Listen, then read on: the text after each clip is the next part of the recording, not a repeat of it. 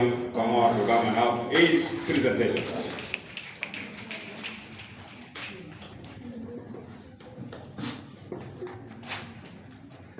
Many thanks, Mr. Moderator, for the chance. I would like to extend my warm and sincere greetings to the respected juries, the clerk, the two antagonistic parties, not forgetting you, my wealthy and lovely audience. Ladies and gentlemen, a very good morning. I am William Kongor, the second speaker from the Negator side, Blue Nile Secondary School Delta Campus, here to strongly disagree with the topic of tonight's discussion, which strongly states this House believes that market prices will be regulated by the government, of which we team negators are disagreeing with for our following views, and we believe that by the time you are all to leave this hall, we shall have convinced you that government's regulation of market prices is irrelevant and is not needed. My ladies and my lord, before I proceed to my views, allow me to critique some of the views presented by the farmers. Ladies and gentlemen, when I was seated on my chair listening to the views being given by the farmers, that chair became my hell on earth. Why? Because I was so disappointed at their points. One, I overheard them speaking about the price control. Ladies and gentlemen, it is true. The government will implement the price control, but do you know that the government's prices of controlling are always low? Now, if we know very well that they are very low and they will cater for the consumers, what of the people who import these goods from other countries? Will they incur loss in their businesses, which will lead to collapse of their businesses later? I also overheard you talking of consumer protection. Yes, it is true. And I like it that you care about yourself as a consumer. The same way, if the government is to care about you, now what of these people who bring their goods from other countries? For example, let me say they bring their goods from other countries where they buy at higher prices and they come in here and the government reduces on the prices and later they incur losses. What will happen? And to remind you, I heard you over challenging my colleague, Honorable Achet, by saying that NBS is one of the organizations of the government. But to remind you, NBS is not an organization of the government, but it is an organization formed by the traders to oversee trade in the country. And we also challenged our colleagues by saying that she mentioned USA as our parameter. You never heard it clearly. She clearly said that South Sudan is our parameter, and she used USA as an example of free market economies in the world. Thank you. Having asked all those my lords and my ladies and my lord, allow me to take you through my views and the theoretical part of my speech. To begin with, I would like to talk about lack of domestic industries in our country. It is a well-known fact that South Sudan lacks internal industries to manufacture our own goods. So it will be very difficult to command and control the prices of other incomes, goods brought from other countries, An American economist by the name of Thomas Sowell once said, and I quote it, price controls are a way of telling the people who produce and distribute the goods that their work of producing and distributing is not valuable enough that they cannot be rewarded with market wages.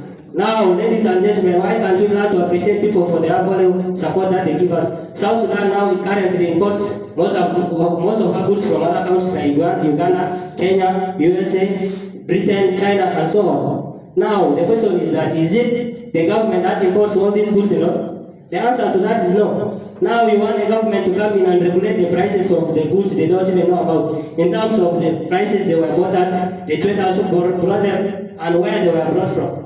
Ladies and gentlemen, the government does not know in that case that the traders who brought these goods have estimated at what price their goods are to be sold in order to recover their losses.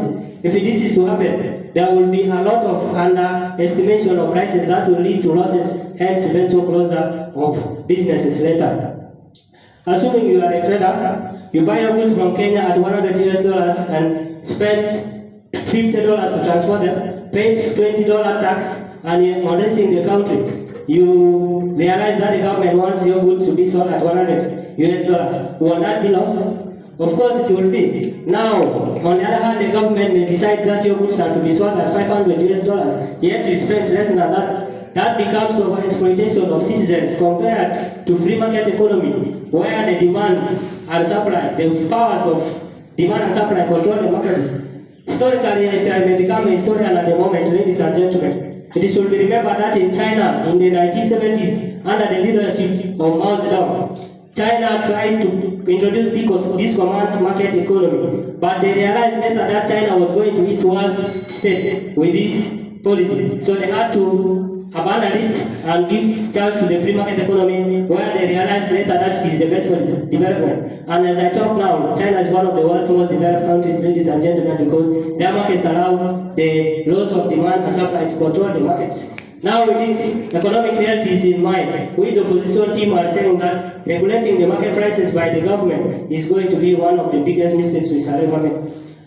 Second to that is the present issue of corruption in our country may impede the implementation of this policy, ladies and gentlemen. If we are to tell facts and realities, then corruption has become one of our best friends as South Sudanese.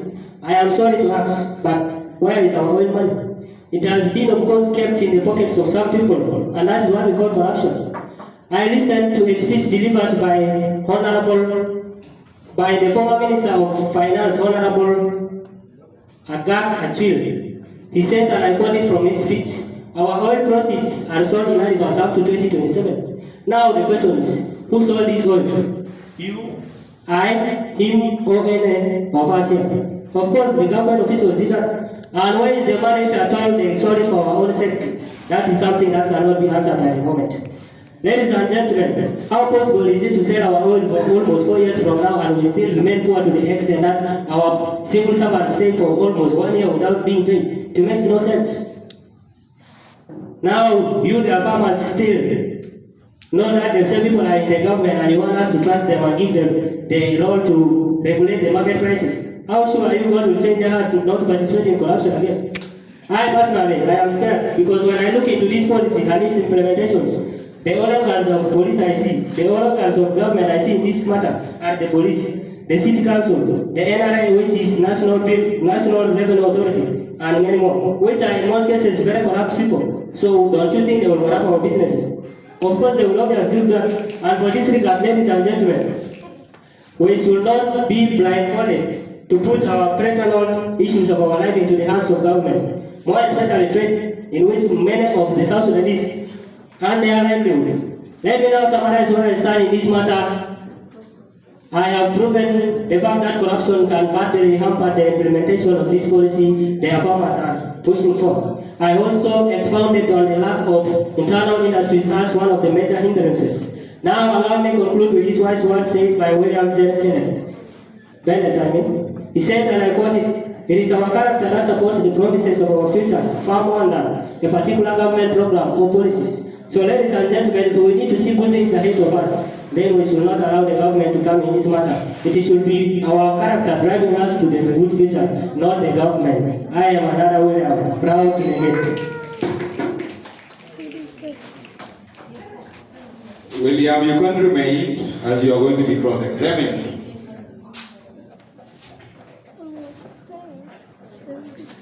The first, a farmer, you can come and cross-examine Honorable William.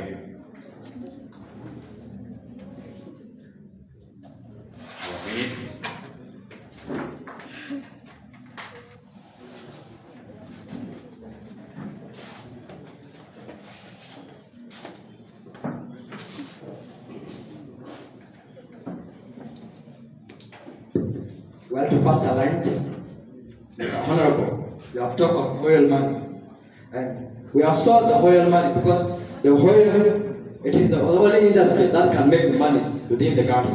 We don't have any another industry that can make money in the country, within the country. But the oil, it is the only industry that can make money within the country. In addition to that, I may ask you with a question. Without government intervention, how do you prevent monopolies from forming and driving up price unfairly? Well, thank you very much for your question. But to start with where we started from, you talked of the money being sold because it is the whole industry making the money. I accept it is the whole as you believe, but I don't believe that it is the whole. Now, you said you have sold it. Where is the money? Did you sell it for your own personal issues or you sold it for the whole country at large? If I may ask you. Sure. So you can even see that some changes are within the country. the roads have been made. For example, Jonglei Highway Road and Barkazar Road. All these roads here are made. Do you think that are made with the money where we get from? We get them from all the oil industry. To remind you, most of these roads being constructed are not only being constructed by the government. There are other non-governmental organizations, if I may remind you.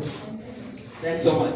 This is the government who pays the money, who pays the bill, like to go and provide those who can construct the roads and to pay the bill. The government itself is the one who pays the bill, but not those people who can pay the bill. Government cannot construct, but government can pay the bill. Now, you are saying this is the only money to be used for construction. What of these donations that I always hear in news that South Sudan is being donated this amount of money to construct roads and other things? Where are they going if you are just using the money of oil? Mr. Speaker, you are running away from the point that I was even asked you, that without government intervention, how do you prevent monopolies from forming and driving up prices? Yeah, that is the point I was planning to answer after making you understand what we were talking before. Now to come to that question of yours, I would like to remind you, as I stated earlier before, NBS, National Bureau of Standards, is an organization formed by traders to oversee the businesses.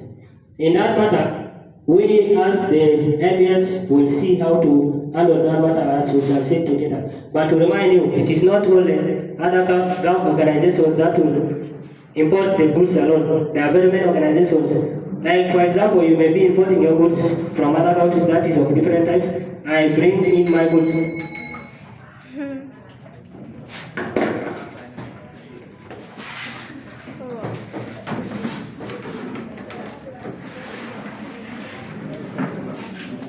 Judges, the other hand, Jonglei Highway and Barkazar Road.